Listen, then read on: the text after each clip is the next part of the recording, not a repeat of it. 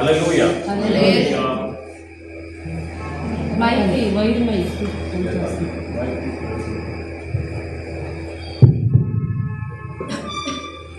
ఎక్కువ మైక్ మనం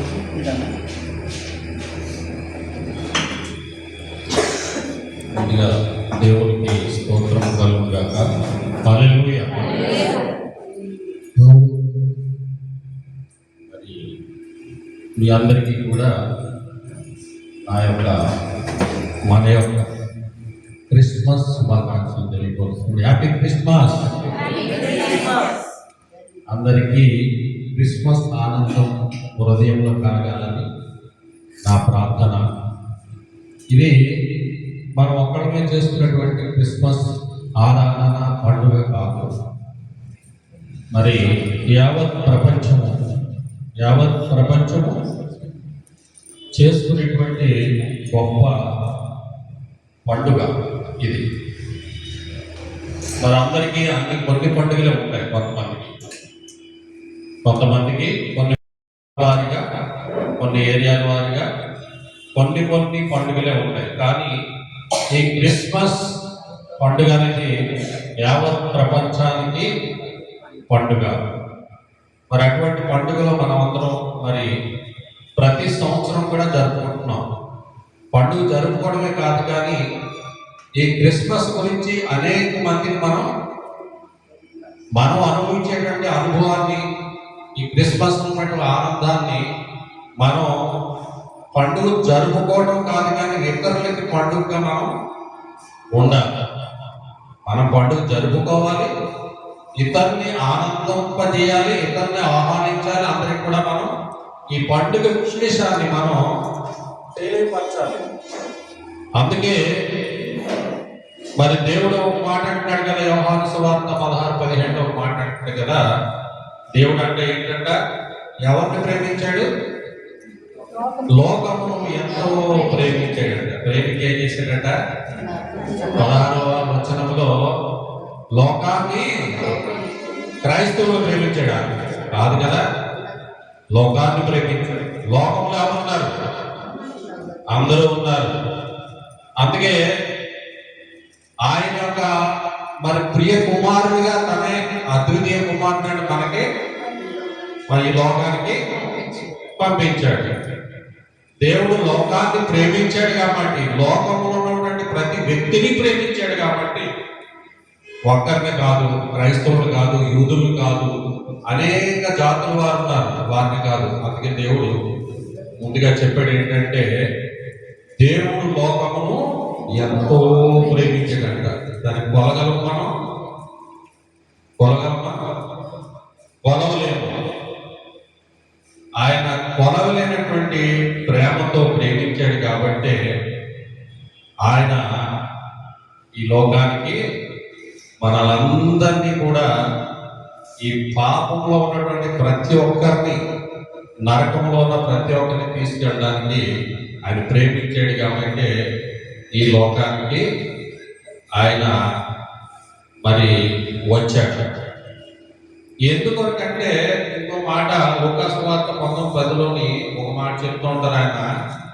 ఏంటంటే అది నశించిన దానిని వెదకి రక్షించడానికంట మనుష్య కుమారుడిగా వచ్చాడంట ఆయన. అవునా? దేవుడిగా రాలేదు, మనుష్య కుమారుడు వచ్చాడంట. అంటే ఏంటంట, దానికి నశించిన దాన్ని వెతికి రక్షించడానికంటే లోకం ఏమైందంట? లోకంలో ఎవరున్నారంట? మనమే ఉన్నాం. నిజంగా మనం నశించిపోతున్నామని, మనమందరూ నశించిపోకుండా ఉండాలని ఆయన ఏ రూపంలో వచ్చాడంట? మనుష్య కుమారుడిగా వచ్చాడంట. అందుకే మనం ఈరోజు ఇక్కడ కూడి ఆయన మనం ఏం చేస్తున్నామంట? ఏం చేస్తాం? ఆరాధిస్తున్నాం. పండుగగా ఆరాధిస్తున్నాం. ఈ సంతోషాన్ని, ఆరాధనని అందరికీ కూడా పంచాలి. అవునా? అందరికీ కూడా. అందుకే పై మాటలో ఏమంటాడంటే, యోహాను సువార్త 3:16 ఏమంటున్నాడు? దేవుడు లోకాన్ని ప్రేమించాడు. లోకాన్ని ప్రేమించాడు కాబట్టి ఆయన మనుష్య కుమారుడిగా ఈ లోకానికి వచ్చాడు. మనం కూడా ఏం చేయాలంట? మనం ఏం చేయాలి? లోకాన్ని ప్రేమించాలి. లోకాన్ని ప్రేమించగలమా మనం? మన పక్కవాడిని ప్రేమించగలం. అవునా? ప్రతి మనిషికి దేవుడు అన్ని పెట్టాడు. అన్ని పెట్టాడు. ఏం పెట్టాడు? అన్ని పెట్టాడు. ఏం పెట్టాడంటే మొదటిగా కోపం పెట్టాడు. అవునా? కోపం లేదా? మరి మొదటిగానే కోపం ఉన్నది. అన్నగారు తమ్ముడిని చంపేయడంట. ఏంటంట? చంపేశారా? అంతేకాకుండా ప్రేమ కూడా పెట్టాడు. పెట్టడా లేదా?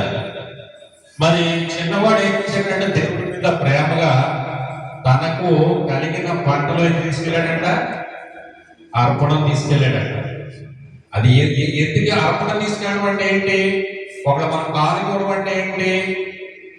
మనలో ప్రేమ ఉంది కాబట్టి, దేవుడు సృష్టించాడు అని గుర్తెరిగాడు కాబట్టి ఆయన కానుక తీసుకెళ్తే అది పెద్దోడు ఏమైందంటే ఆ కానుకని అర్పణ ఆయన అంగీకరించాడంట. దేవుడు చిన్నోడిది పెద్దోడిది అంగీకరించలేదంట. ఎందుకు అంగీకరించలేదంటే ఏదో మొక్కుబడిగా తీసుకెళ్ళాడు అనమాట. మనస్ఫూర్తిగా తీసుకెళ్లేదు. అక్కడ ఇతర తీసుకెళ్ళినటువంటి అర్పణ దేవుడు అంగీకరించాడని ఆయనకి ఏమొచ్చిందంట? అసూయ వచ్చిందంట. అసూయ వచ్చి కోపం. అలాగే కోపంతో పాటు అసూయతో పాటు ప్రేమ, కరుణ, జాలి, దయ అన్నీ కూడా మనలో ఆయన ఉంచాడు. ఎందుకు చెప్పగలుగుతాం ఈ మాట? చెప్పాలి. మనలో ఇన్ని గుణగణాలు ఉంచాడు. దేవుడు అంటాడు, దేవుడు లోకమును ఎంతో ప్రేమించాడు అంటాడు. ఈ గుణగణాలన్నీ మనలో ఎందుకు ఉంచాడంటారు? ఎందుకు వచ్చాడు? దేవుడు మనం ప్రేమించాడు. ఆదికాండంలోనే మాట చెప్తాడు. ఏమంటాడంటే మనల్నంట ఎవరి స్వరూపం చేశాడంటే, ఎవరి స్వరూపంగా? దేవుని స్వరూపము. దేవుడికి ఏం గుణం ఉంది? ప్రేమించేటువంటి గుణం. దేవుడు లోకాన్ని ప్రేమించాడు కాబట్టి మనమేమవుతున్నామంట? లోకంలో ఉన్న వారిని ప్రేమించలేకపోతున్నాం. అందుకే ఆయన వచ్చాడు. దేని గురించి వచ్చాడంటే నశించిన దానిని వెదకి రక్షించడానికి మనుష్య కుమారుని రూపంలో వచ్చాడంట. అవునా? మనం నమ్మి తీరాలి. మనం నశించిపోయాం. దేంట్లో నశించిపోయాం? ఎవరు అంతరాత్మకు వాళ్ళకే తెలుసు. అవునా? దేవుడు కోర్టుకి వెళ్తే సాక్ష్యం పిలుస్తారు జడ్జి గారు. అవునా? పిలిచి నిజమైన సాక్ష్యం ఉంటుంది, అబద్ధమైన సాక్ష్యం ఉంటుంది. ఏది గెలుస్తుంది? అవునా? లోకంలో అబద్ధమే గెలుస్తుంది. అయితే ఇంకో సాక్ష్యం ఉంటుంది. ఎవరికి చెప్పాలి? ఇంకో సాక్ష్యం ఉంటుంది. ఇంకో సాక్షి ఉంది మనలో, మనస్సాక్షి. అవునా? ఎదటి వారిని మనం అబద్ధ సాక్ష్యంలో ముంచేసినా సరే మనలో ఉన్నటువంటి మనస్సాక్షి మనల్ని గద్దిస్తుంది. గద్దిస్తుందా లేదా?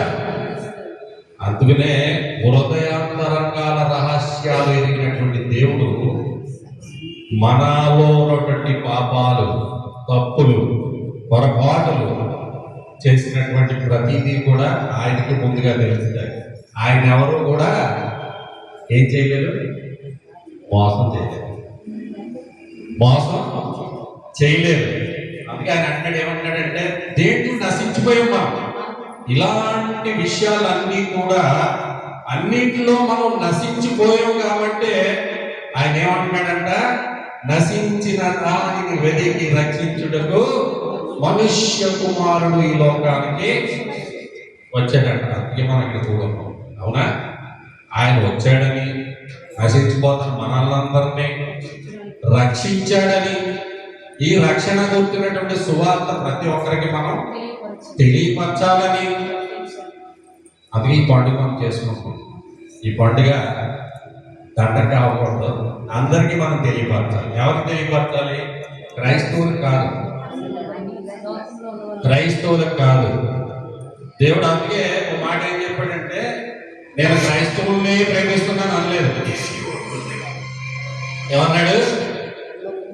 లోకాన్ని ప్రేమిస్తున్నాను అన్నాడు. అందుకే ఆకాశం ఎవరిదంట?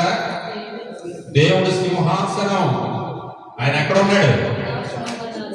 ఆయన ఆకాశమందు ఉండంట ప్రతి ఒక్క క్రియలను కూడా చూస్తున్నాడు, ఆలకిస్తున్నాడు. అవునా? అది మనం నమ్మి తీరాలి, నమ్మి తీరాలి. అది మనం. భూమి ఎవరిదంట? పాతిపెట్టిన ఎవరికి ఇచ్చాడు? మానవులకి ఇచ్చాడు. భూమిలోనంట ఉండంట, నిండంట, ఉండి భూమిలో మనం ఉండి ఆయన పాదం కింద ఉండి పాదాల మీద ఉండి ఉండంట, నిండంట. మనం భూమిని ఏం చేయాలంట? నిండించంట, భూమిని ఇవ్వాలంటే. అది నరులకి ఇచ్చాడంట, మనకే భూమిని మనకి ఇచ్చాడు దేవుడు. అందుకులే భూలోకంలో ఉన్నటువంటి నరులు ఏమయ్యారంట, మనం ఎవరిని వెళ్తున్నామంట? పక్కోడిని వెళ్తున్నాం. ఏ విధంగా వెళ్తున్నాం? ప్రేమ లేకుండా వెళ్తున్నాం. దేవుడు ఏం చెప్తాడంటే, నీ పొరుగువారిని ప్రేమించు, నీ పొరుగువారిని క్షమించు. అదే మూల కారణం. దేవుడు ఏం చెప్తున్నాడు? ప్రేమామయుడు. అవునా? దేవుడు ఏమైనాడు? ప్రేమే. మనకి ప్రేమ విషయంలో చూస్తే అనేక చోట్ల ప్రేమ విషయంలో ఉన్నది. ప్రేమించమంటున్నాడు ప్రతి ఒక్కరిని కూడా. నశించిన దానిని వెతికి రక్షించడానికి మనుష్య కుమారుడు ఈ లోకానికి వచ్చి ఉన్నాడు. అయితే యోహాను సువార్తలో కూడా ఉంటున్నది. ఏంటంట? యోహాను 1:1 ఆయన ముందు ఎక్కడ ఉన్నాడంట? వాక్యం ఉండెను, వాక్యము దేవుని వద్ద ఉండెను, దేవుడై ఉన్నాడంట. ఆయన ఆది యందు ఆయన దేవుని వద్ద ఉండేది అని వాక్యం ఉంది కదా. అక్కడ ఉన్నటువంటి దేవుడు, వాక్యమై ఉన్నటువంటి దేవుడు, ఆదిలో వాక్యమై ఉన్నటువంటి దేవుడు మనుష్యులైనటువంటి మనము నశించిపోతున్నామని, మనకి రక్షణగా ఉండాలని, రక్షించాలని ఏ విధంగా వచ్చాడంట? యోహాను సువార్తలో అదే అధ్యాయంలో 1:14 ఏమంట? శరీరధారిగా వచ్చాడు. చూడండి.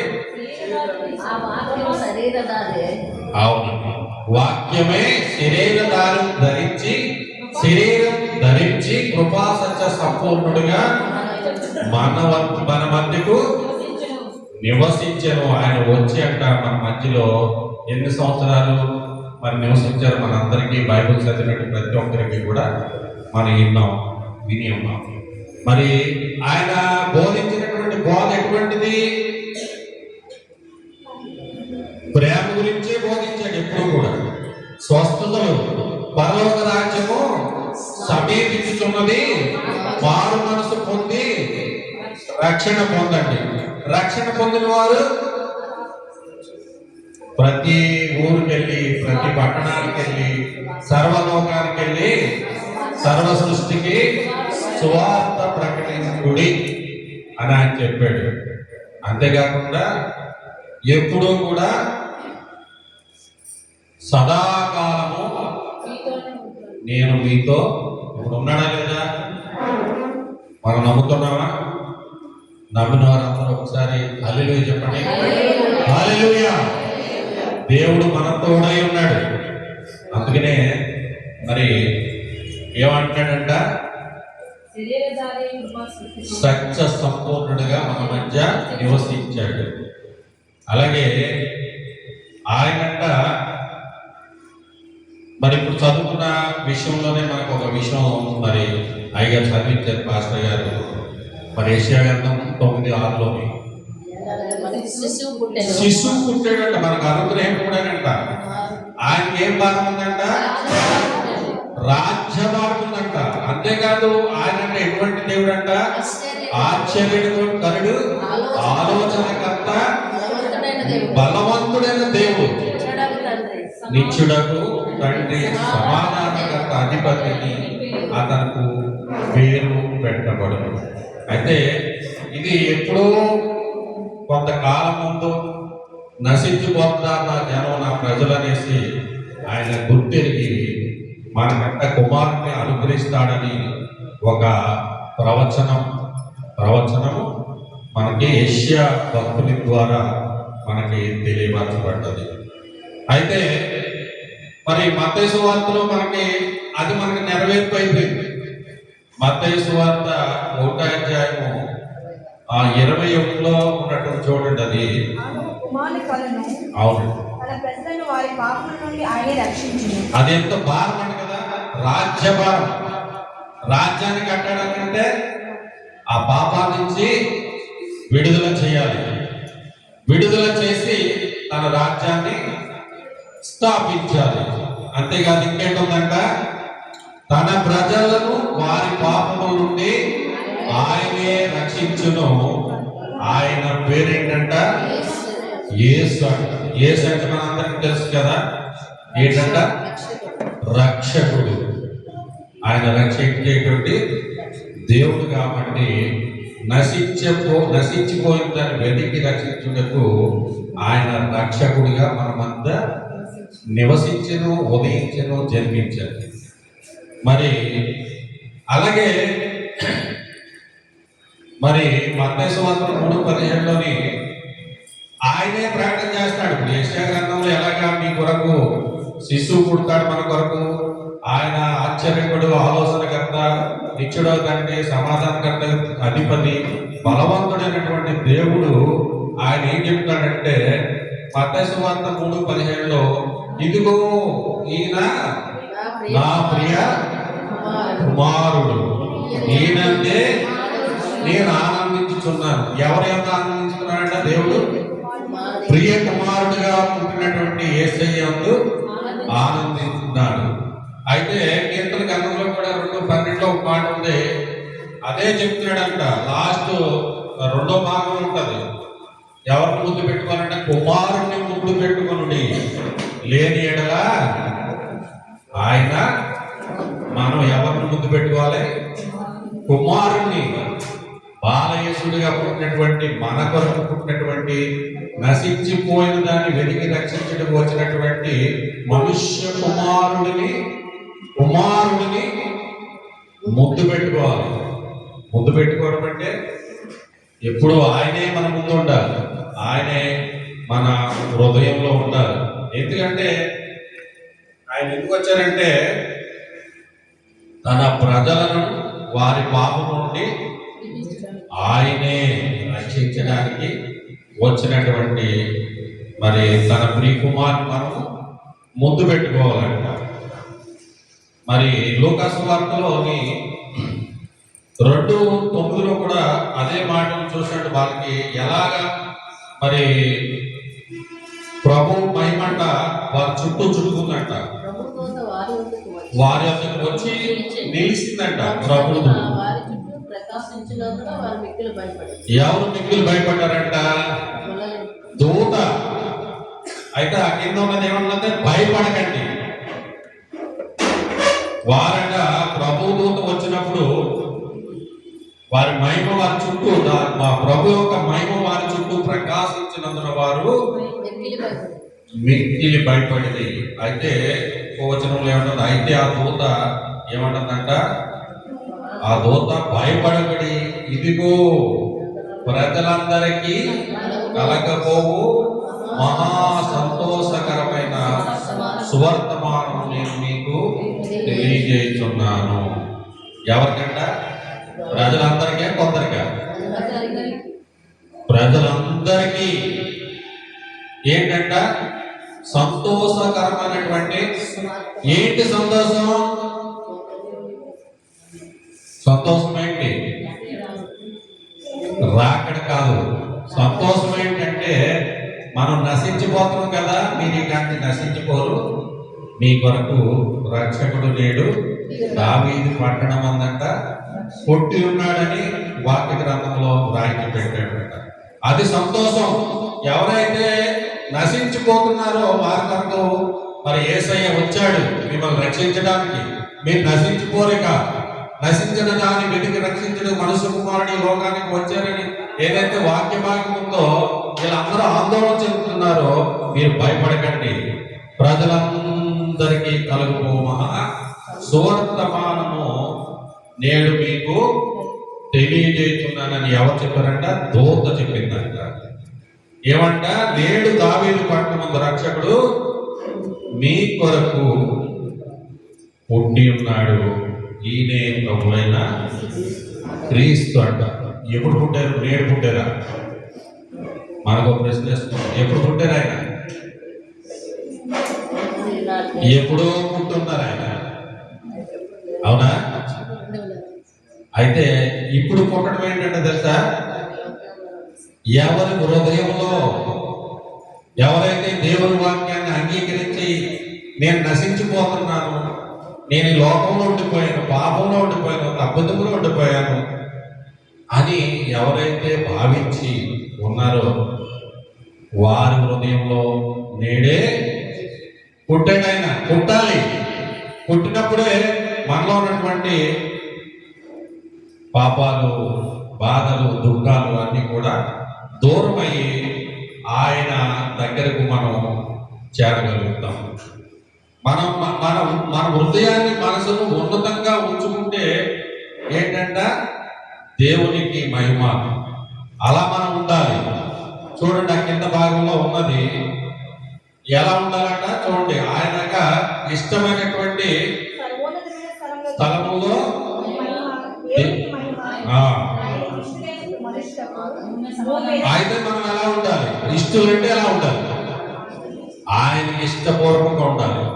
ఏముండాలి? మనకు మహిమ కావాలంటే, మనకు మహిమ కావాలంటే, దేవునికి మహిమ కావాలంటే, మనకు సమాధానం కావాలంటే, మన హృదయాన్ని, మనసును ఉన్నతంగా ఉంచుకుంటే దేవునికి మహిమ. మనం ఎలా ఉండాలంట? అలా ఉండాలి. దేవుడికి ఇష్టమైనటువంటి ఆ కింద భాగంలో కూడా ఉన్న దగ్గర అప్పుడు సమాధానము ఏంటంట? సమాధానము. తనకిష్టమైన ప్రజల కంట సమాధానం, భూమి మీద సమాధానం. అవునా? మనకు సమాధానం ఉంటే ఎంత సంతోషం, శాంతిగా ఉంటుంది. ఉంటుందా లేదా?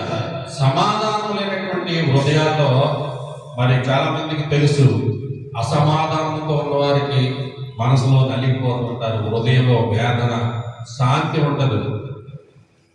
కొత్త ఏది వచ్చేటప్పటికి తెలుస్తుంది ఈ యొక్క పరిస్థితులు. మనకు సమాధానం కావాలంటే మనం దేవునికి ఇష్టులై ఉండాలి. దేవునికి ఇష్టులై ఉంటే దేవుణ్ణి, ఆయనకు మహిమ అంట. దేవునికి ఇష్టలై ఉంటే ఆయనకు మహిమ, మనకేంటి? సమాధానం కలుగుతుందంట.